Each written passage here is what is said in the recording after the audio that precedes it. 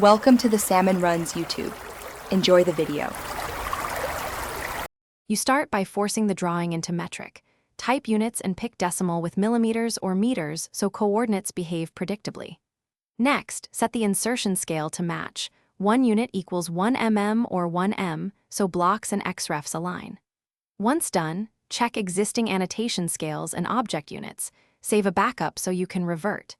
Make sure to close any unnecessary files because changing units can alter references. This gets you ready to convert geometry without guessing units or rescaling after the fact.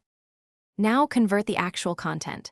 Select geometry and use scale with the reference option.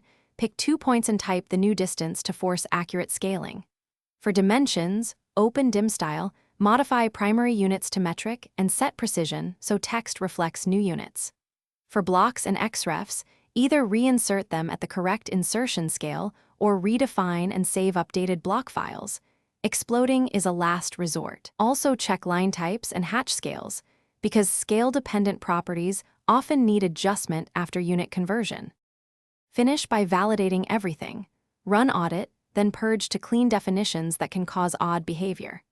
Update annotative objects, text, leaders, and dimensions by setting their annotation scale to match paper and viewport scales so they display correctly.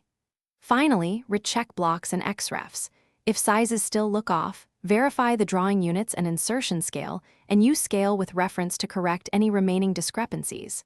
If problems persist, revert to the backup, compare settings, and repeat only the problematic conversions to isolate the issue.